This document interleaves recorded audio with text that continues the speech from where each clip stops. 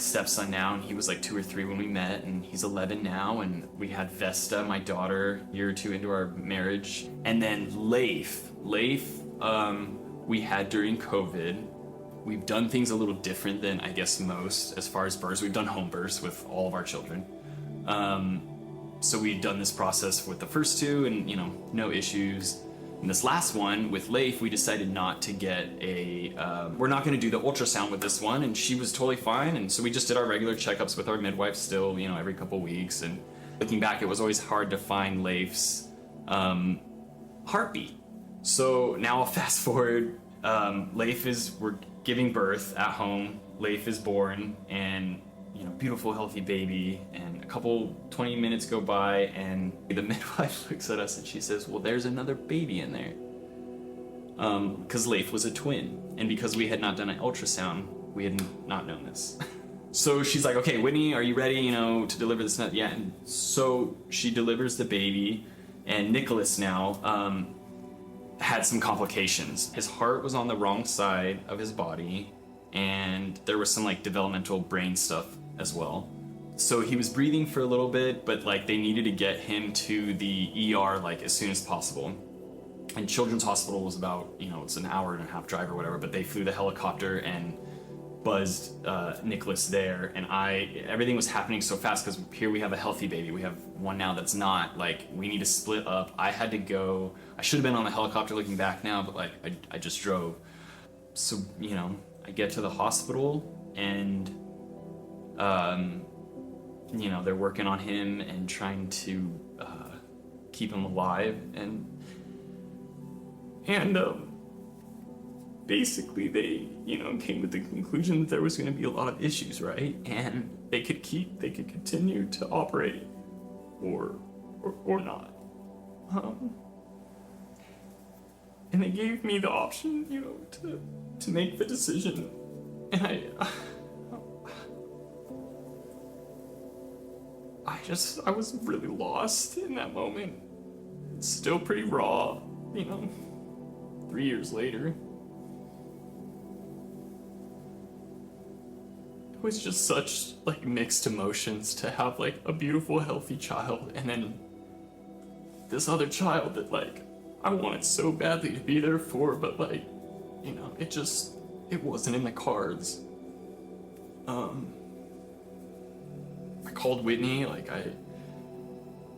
and a lot of these decisions I think I didn't really do in prayer. They were quick.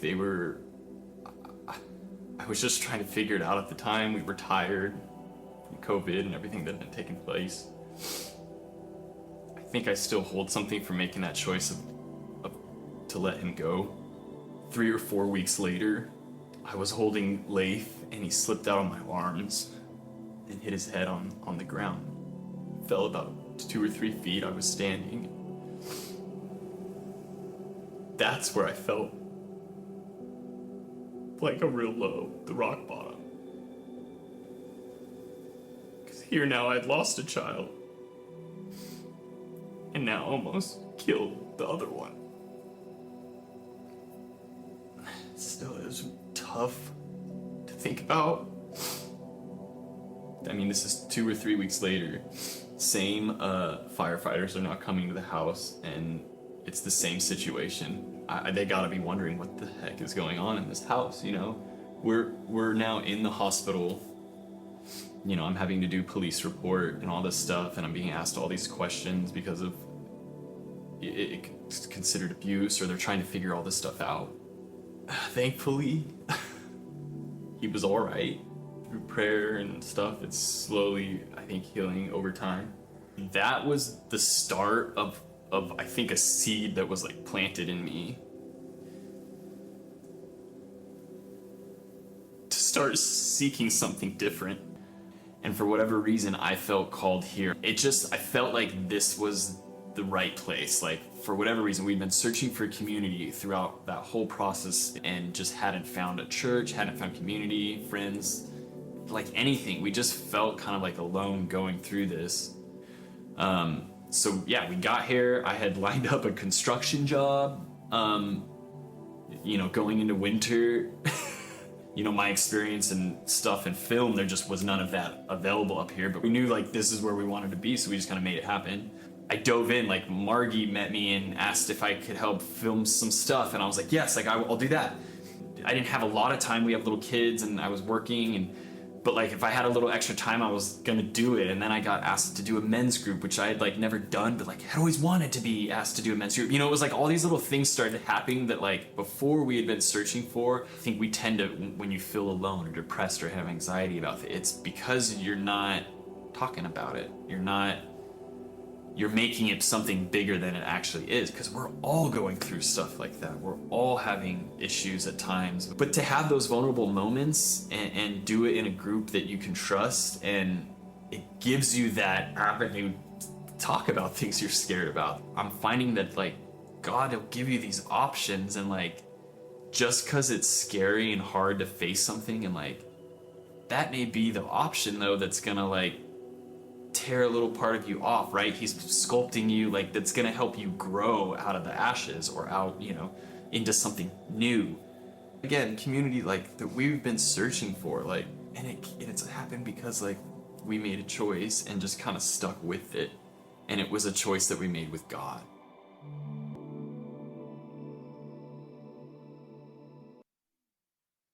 Nick's in Nebraska today with family. They said goodbye to Grandpa, who passed away this week, but he's watching online. And can we let Nick know how much we appreciate his courage to share with us? Yeah. He and Whitney are amazing people. And I mean, that is breaking the silence to share so honestly about life and about setbacks. And I love what he says, we're all going through something. And for him to be able to share that. I've been fortunate enough to be in groups with Nick and Whitney. I've sat in living rooms with them, as I know many of you have, who've been a part of groups. They've been a real active part of our group ministry. And as I've heard them share their story, and of course, we're all just like running out of tissue in the room. And I'm just watching like shame fall off of them. And it's almost like you can physically watch God's healing power just flow and rest upon them just by sharing the story and inviting others in. And I've watched that healing power affect others of us in the room. That is why this series has been so important, just talking about these tough issues that we often don't want to talk about. There's something profound that happens when we open up with one another. And I think today's talk in particular is another invitation for us to step into that as a community. We've tackled some big ones the last few weeks, kind of the big three in this series, kind of come back to back. 2 weeks ago, Doug talked to us about anxiety, very relevant talk. And how in the midst of anxiety that we can see Jesus in the anxiety with us. And when Jesus is with us in the anxiety does not go away. It's still there. But there's a perspective now that we have that's different as a result. We see things differently. Last week, Roddy talked to us about grief. And I love his line. I've heard him say it many, many times. Grief is not a sign of what's wrong with us. It's a sign of what's right with us. And that God gave us this gift of grief as a way to process trauma, setback, loss, all sorts of things in our lives. And when we embrace that process, as difficult as it is, it's one of the strong ways that God brings healing about in our lives. Today we're going to move to the third big topic, and that is the topic of depression. So we're just going to kind of keep going through these three things that you identified in a survey were the three big things for us as a community. I'm curious if you're comfortable raising a hand. How many of you would be willing to say that you personally have battled depression or someone very close to you has? Would you just stick a hand up real high? Just look around the room if you could. Look at that. It's not a surprise. 57% of you acknowledge that you have battled depression in your life. This is something that more than every other one of us, right? Half of us in the room have experienced. And so it's important for us to spend some time talking about it. Just to kind of level the conversation, let me give you a definition of depression, just so we can kind of get some like a foundation established today. It's a common and serious mood disorder that negatively affects how you feel, think, act, and perceive the world. Okay, this is a pervasive thing. We're not talking about something that just kind of affects one aspect of my life. It's how I feel, not just my emotions, but my physical feelings, the way my mind is thinking, the behavior, but also just the way that I see everything. I see people differently. I see situations differently when I'm in this season of depression. There's a big difference between what I'll call for this moment, clinical depression and feeling depressed. Okay, there's a big difference between those. We all feel depressed. Some of you might have walked into feeling depressed. That is different than what we would call depression. Feeling depressed is circumstance dependent. So when my emotions change when my situation does. Okay, so if I lose a game, I lose a job, I lose a relationship, and I'm so depressed. But then like the next day, we win a game. It's like, life is wonderful. Or I get a job a week later. It's like, oh, life's great. I love this new job. Or I find out, oh, that person was actually a horrible person. They weren't even real. I'm so glad I'm out of that bad relationship. Like the situation changed and my situation I'm feeling inside changed. That would be just feeling depressed. We've been there. We will be there again in the future. Depression is different. Depression is not circumstance dependent. So a change in my life, a change in my circumstance does not, like a positive change, does not automatically mean that I'm going to have a change in how I think, feel, act, or perceive the world. Okay, depression this way is all-consuming, all-encompassing. It colors everything that I look at. The illustration that helps me is I'm one of those people with baby blue eyes. Any other baby blue eye people out there? Just the good people? Yeah, awesome people. Those of us with light blue eyes, we are genetically predisposed to be more light sensitive than others. And so if you're like that, you understand what I'm talking about. So I walk outside and I'm squinting. If you look at baptism photos, when we're at the city beach, I'm always in the water, like squinting, looking at everybody. Family photos, I'm like, it hurts so bad. Like, my eyes are sensitive, and so what do? I wear glasses a lot. So I put these sunglasses on, and when I'm outside, you'll often see me rocking my shades. And one thing about shades don't discriminate. What do? They darken everything. So when I look up at these lights right now, my eyes are in good shape because it darkens the light, but it also darkens the room. And so it's a little bit harder to see you in the back of the room today because everything's darker. And the longer I wear them, the more sensitive my eyes become when I take them off, right? It takes me longer to adjust. In a similar way, we might find that depression is all-encompassing. It darkens, it changes everything we look at. It doesn't just pick and choose. And the longer that we find ourselves in those lenses, it can be more difficult to take them off and to begin to see because we get so accustomed to it. And in the same way, there are some of us that are more genetically predisposed to experiencing depression at that level. A lot of other factors at play, okay? A lot of other factors, but that is something that studies have found. And so knowing if I'm that person just helps me be prepared. So I just want to make sure we're really clear. Feeling depressed and clinical depression, both are important to talk about. One, I'm not saying one's lighter or not as important as the other. They are just two very, very different things. And so if you find yourself feeling depressed for 2, 3, 4, 5, 6 weeks at a time, if you find that circumstances have changed for the better, but you're not changing for the better, you may be slipping into a season of depression, and it's time to get some help if you haven't yet. Reach out to someone. Talk about it. And I would say that today, if you're feeling like, I wonder if I am, or I think I am, suffering from depression, or I'm not sure, but maybe, reach out.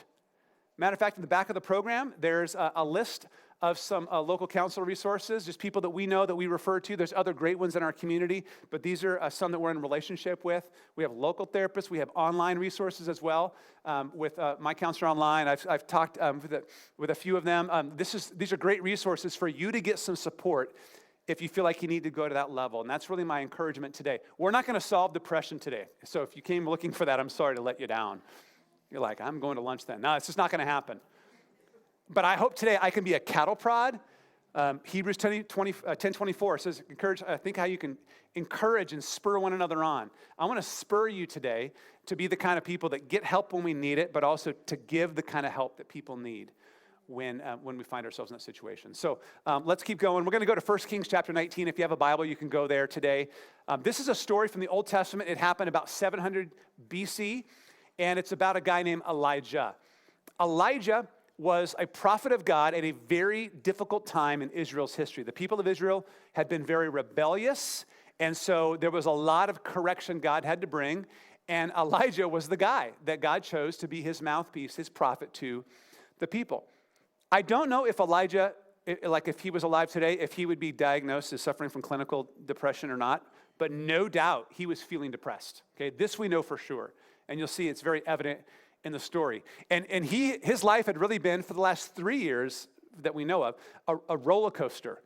And, there's some roller coasters, like the kiddie roller coasters, where you have little highs and little lows. Whoo! And then there's the big roller coasters that have really big highs and really lows. That was his life. These incredible positive experiences followed by extremely difficult. So I'll just summarize 3 years of his life in like 2 minutes here. First thing, he gets chosen by God to be the one to announce to the king and to all the people that God is going to shut down the rains in heaven for 3 years, that there's a 3-year drought that's coming to the land. Not a way to make friends, okay? You start going around announcing that. That is not good news for anybody. And so now he gets blamed as the guy responsible for this drought. Because of that, he kind of flees from public, goes out into the wilderness. God provides miraculously for him to eat. There's also a brook that he can drink water from during this drought, but eventually the brook dries up. He has nothing to drink. He has to leave. And so now he's trying to find a place to live and survive. He meets a family, and through kind of divine circumstance, God connects them together. He ends up living with his family. All goes well until the son dies in the home, and the mom blames Elijah. Like, it's your fault. You moved into my house, and now look what happened. My son's dead. So now he's being blamed for the famine, or the drought. Now he's being blamed for this child. And because he loves this family, he cries out to God. God intervenes, brings the boy back to life, this great high. Meanwhile, the drought's getting worse and worse. In chapter 18, you can read the story about Elijah going toe-to-toe with 450 prophets of the false god Baal. This violent altercation happens. He is victorious, but it comes at a deep, deep personal cost for him. And when word gets back to King Ahab and his wife Jezebel of what's happened, they put a red notice out on Elijah. They want him dead. And they're like, in 24 hours, we're going to make sure this comes to an end. So now he's on the run again. He's exhausted. He's emotionally depleted. His life is being threatened. He's paranoid about everything in life. He's carried the weight for 3 years of the suffering of a nation because he was the one that prophesied and spoke of God's judgment upon them because of their sin. He is without a doubt feeling depressed. And with that backdrop, we jump into chapter 19. Here's what the scriptures say. It says, when Ahab, the king, got home, he told Jezebel everything Elijah had done, including the way he had killed all the prophets of Baal. So Jezebel sent this message to Elijah. Check this out. May the gods strike me and even kill me if by this time tomorrow I have not killed you just as you killed them. By the way, I've received some tough text messages in my life. That would be a tough one to hear. Right? This is not good. Elijah was afraid. He should be. And he fled for his life. He went to Beersheba, a town in Judah, and left his servant there. Watch what happens next. Then he went on alone into the wilderness, traveling all day. He sat down under a solitary broom tree, and he prayed that he might die. I've had enough, Lord, he said. Take my life. For I am no better than my ancestors who have already died. Now, before we tell Elijah to get off of his pity party, can we just acknowledge that his emotions are real here? He's been through it. He is feeling all the feels. Again, this roller coaster, he's experienced so many incredible interventions by God. God has done so many wonderful, like mountaintop experiences, we call them. But in almost every situation, right on the heels of that, comes some sort of setback, some sort of crisis, some sort of unexpected experience or problem that he has to deal with that like rips the rug out from under him. He's feeling it so profoundly, and in that moment, he breaks one of the cardinal rules that we should never break. I'll say it this way. When feeling depressed, don't isolate yourself. A simple little cardinal rule not to break. When feeling depressed, don't isolate yourself. He's afraid, so he flees. He leaves his servant, his traveling companion, someone who'd been with him for years, right? They just went everywhere together. And he goes by himself into the wilderness. By the way, not a fun place to go. Are we all in agreement on this? The wilderness, by yourself, during a drought. Okay, this is not like, I'm going to go somewhere really, really good for my future. Like, he's purposely setting himself up on a very dangerous path. And the one thing he needs the most, he's left. which is a friend. And there, under that sad, solitary tree, he just prays that it would all come to an end. He's sincere. God, just kill me. I'm done. I don't know why I would even want to continue living. My ancestors who are dead, they're doing better than me. I've got breath in my lungs, don't even want it. I just want this pain to end. Have you been there? I know many of us have. Again, the survey we did said that 25% of us at some point have battled with suicidal thoughts, suicidality. That's 1 out of every 4 of us in the room today. On a global level, every 40 seconds, someone dies from suicide. That's 50 suicides since this gathering started. Wow. In almost every instance, or the vast majority of those cases, studies would say that depression was one of the primary factors at play in that situation. And I would say just anecdotally that almost in every situation, there was a sense of isolation. Most people who take their own life do it by themselves. Because when we isolate ourselves, we pull away from the very thing we most desperately need at the moment at which we most desperately need it. Community and relationships. That's why if you take any sort of training on suicide prevention, we had one here at the warehouse this last year. One of the things they teach is that one of the best things you can do is simply ask someone if they're considering suicide. This idea that if I ask, I'm going to give them an idea, I'm going to plant the idea in their head. No. If they're at a point where you're thinking about asking, they don't need your help to think of it. Right? They're already there. So simply by asking, you can just begin to take the power away. It's one of the best things you can do, just to check in and say, hey, can I ask, how are you doing? Have you been contemplating suicide? I love you and I'm here for you. And just by bringing it up, you can become that person who helps them step out of isolation. Here's a real positive example. Jesus, on the hardest night of his life, right? The night of his betrayal, he's about to be betrayed, arrested, beaten, and crucified. In the hours before that, here's what it says in Matthew chapter 26. Jesus went with them, his disciples, to the olive grove called Gethsemane, and he said, sit here while I go over there to pray. He took Peter and Zebedee's 2 sons, James and John, and became anguished and distressed. And look what he says to them. He told them, my soul is crushed with grief to the point of death. Stay here and keep watch with me. Stay here, guys. Like, this is Jesus Christ, the all-sufficient one, the one who had never sinned. And in his moment of anguish and pain, he says to his friends, guys, I need you right now. I'm not in a good spot. Would you just stay with me? Would you just pray with me? I can't do this by myself. Friends, that is an act of courage when we simply acknowledge that we cannot do this. Jesus Christ, the one who would die to save the world from their sins, says, I do not want to walk this painful road alone. I need people around me. When you are feeling depressed, like Jesus, let's not isolate ourselves. Let's reach out. Let's be the kind of people who are there for one another. Second thing I would say is when feeling depressed, don't ignore the basics. Don't ignore the basics. Let's read verses 5 through 7. It says, then he laid down and slept, Elijah, laid down and slept under the broom tree. But as he was sleeping, an angel touched him and told him, get up and eat.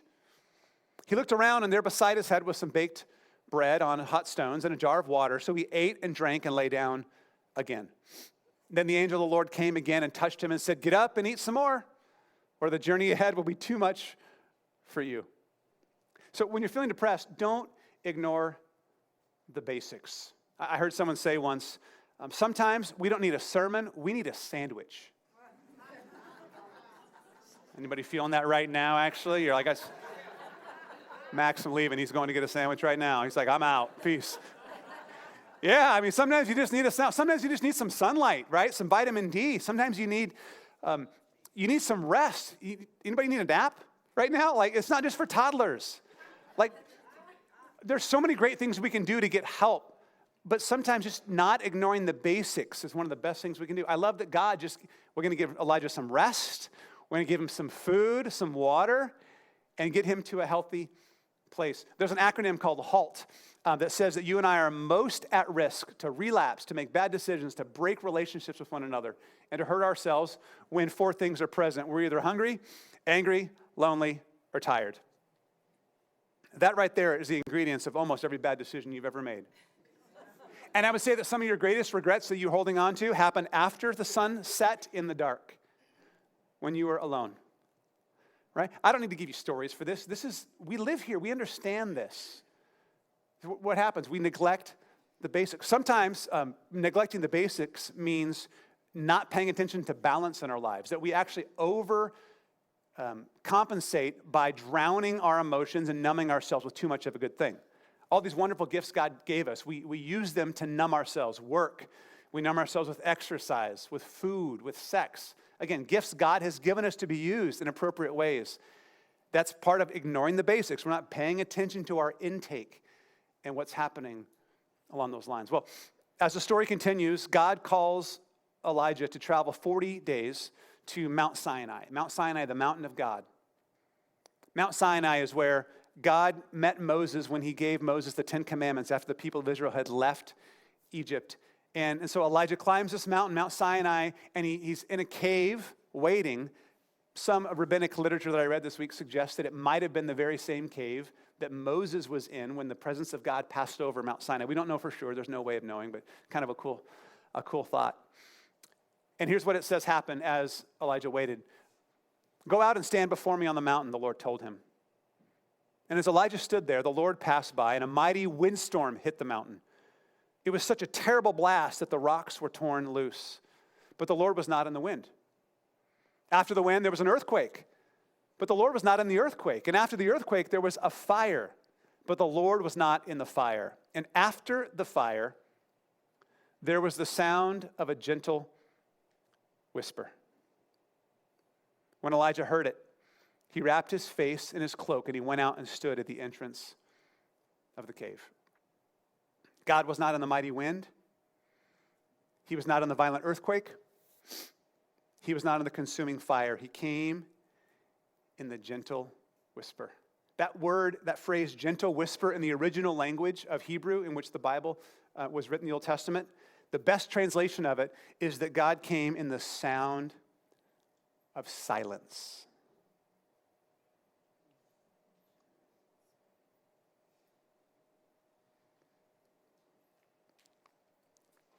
There's so much noise, so much distraction, so much chaos that you and I experience every single day in our lives. I mean, think about it. Every day you are bombarded with thousands of people and voices and experiences and companies and ads and emotions that want to tell you, they're fighting for your attention. Here's who you are. Here's what you should believe. Here's what you should do. Here's what you should feel. Here's what's most important about you. I mean, Elijah was getting it from every angle. And so God wisely takes him 100 miles away from where he was to a new space, 100 miles away, up a mountainside, where he could hear the one voice he needed to hear the most. I would just say it this way. When you're feeling depressed, don't forget to look up. Don't forget to look up. Psalm 121 says, I lift my eyes to the hills. Where does my help come from? My help comes from the Lord, the maker of heaven and earth. And the voice he needed to hear most would not shout, and it wouldn't demand. It whispered. It whispered. Now, God speaks in lots of ways in the Bible, and to think, well, God always whispers. No, sometimes he shouts. We see him speak in so many ways. But in this particular instance, he whispered. Why? Because that's what Elijah needed. He's at the end of his rope. He's ready to hang it up. He's done. And what he did not need in that moment was a mighty display of God's power. No, he needed to experience God's compassion in that moment. And so God came tenderly and whispered, inviting him forward. And in the verses that follow, Elijah is honest with God about his feelings. He lays it all on the line. He breaks the silence. He holds nothing back. And he's just raw about what he feels. And God meets him in that, gives him perspective, and as you continue to read the rest of chapter 19, God then spins him around, sends him right back where he came from, right into the fray, right back towards King Ahab and Jezebel and all the evil they had planned. The circumstances around him hadn't changed a bit, but something deep inside Elijah had changed. He had a perspective now to face what was ahead of him. And he goes back and he spends the next 6 to 10 years, we don't exactly know how long, faithfully serving as God's prophet. We never read of him laying under a broom tree ready to give it up again. He's faithful to do that which is God has called him to do in spite of very, very difficult circumstances until the time comes where God says, all right, it's time for your apprentice, the next prophet, to take over. When you're feeling depressed, friends, don't isolate yourself. Don't ignore the basics. Don't forget to look up. It's not going to fix everything, but it'll give you perspective to navigate the road ahead. Let's see, it was 13 years ago, 2011. Nicole, my wife, and I, we felt like God put a call to adopt on our lives. Adoption came out of nowhere, and to make a long story short, we committed to the process, very difficult process, as many of you know. And it was the end of 2012. In December, we got a call that there was a birth mom that was interested in our family, and so we traveled to meet with her, and we had a good meeting. Honestly, a little awkward at times, which we kind of expected, but there was some concerns, caution flags, maybe red flags that were in the conversation. But we were excited about this opportunity, so we just moved ahead boldly. And a few weeks later, she ended up giving birth. It wasn't for a couple of days until we got a phone call. Found out the baby was born 2 days earlier, but we got called. We're asked to come down to the hospital, so we traveled down. And when we got there, we found out that the baby was good, was going to survive, but was in ICU, just needed some additional care for a couple of weeks. And so Nicole and I spent the next 2 days taking turns from the waiting room to the ICU, just swapping. And we would just, feed her and care for her and change her diaper and just sing to her and spend as much time as we could trying to bond. And then we went to lunch with some friends who came to town to visit us on that second day. And while we were at lunch, I got a phone call. I recognized it as the adoption agency's number, and I answered a little sheepishly, and they said, Eric, I'm so sorry to say this, but birth mom has changed her mind. She's decided that she wants to parent, and so we need to ask you not to come back to the hospital. And I tell you, that was one of the hardest, probably the hardest phone call I've ever received in my life. I was just devastated. Nicole, we were both just gutted. And while Nicole would probably tell you that generally I'm going to handle that kind of stuff better than her, I'm not sure that's necessarily true. In this particular situation, I experienced something I had never experienced before. I didn't know what to do with myself. And I remember saying in shock to the gal on the phone, she says, take some time, Eric, I'm so sorry. You need to heal, and when you're healed and you're ready, we'll talk about kind of getting back in the process. And I said to her quite arrogantly, oh, don't worry about it. We don't need to heal. We're doing just fine. Go ahead and put our name back out there. How little did I know what a mess I would be for the next 4 months. And for the next 4 months, I just kind of, athletic stance, leaned forward and just pushed ahead as best I could. I just went to work and threw myself into that. I'd go home on the weekends and I'd find every project I could and I'd throw myself into that at home on the weekends. I found like the most intense exercise program I could find, an eating program. I started working out twice a day, 6 days a week, 6 in the morning, 6 at night. I'm just like all in. Didn't talk to anybody about it. But I remember crying when I was in the car by myself. 20 minutes to work almost every day, just bawling. And I'd sit in the parking lot and I'd kind of get it together and walk in and get after my day. Finally, one day I was at the kitchen counter doing dishes. Nicole's in the living room in front of me. I'm at the island. And as I'm washing dishes, I just noticed that I'm just bawling into the sink. And Nicole, of course, kind of probably hears me, kind of ugly crying, and she comes over and it's like, honey, what's wrong? And I remember saying to her, like, she knew it was wrong, but she's being gracious. I just said, I don't know what's wrong. I don't know why I won't stop crying. And then I remember saying to her, I should be better by now. And as only she could do, she came over and gave me a hug and reminded me that you can't get better until you admit that you need help. And for me, that was the beginning of realizing I needed to do something different. And a few days later, I found myself at a friend's house sitting in his living room and just sharing my story and just like just emotionally just blah, everything on the table. And I hadn't really gone there with anybody. A few days later, I find myself in a psychologist's office who gave me some perspective and gave me some help to understand like how to navigate what I was going through. I began to find some tools. Where did I find it? I found it not in isolation, but in community, by just opening up and telling the story. I realized that I probably didn't need to work out twice a day. Once is adequate. I needed to bring some balance back into my life and make sure I was paying attention to my heart and the basics and relationships and those things. And I was reminded from God in a very loving and gentle way that I wasn't supposed to fix this by myself, that he was there with me to do something in me in this moment. And as I began to lift up to him, I had a perspective that I hadn't had before. Now, I don't know if I had clinical depression or not. And I don't need to know. I know this. I was feeling depressed. And I was in a tough spot. And it was opening up and not isolating. It was paying attention to the basics and putting balance in my life where I had been neglecting some things. And it was by getting my thoughts fixed back on God, who heals and restores and has done so many great things in my life since then that made the difference for me. That is not like going to fix everything for all of us. But I pray that it's a cattle prod today that kind of encourages you to take some steps and move in the right direction. Let me pray for us, because either you needed to hear these words for yourself today, because you're in the thick of it and you need some support. And the challenge for you is, will you reach out and talk to somebody? And any of us who have been there and done that step of reaching out are so glad we did. Maybe you're not feeling it today, but someone you know is. And today the invitation is, will you be that friend who reaches out, who makes a phone call, who inconveniences yourself on behalf?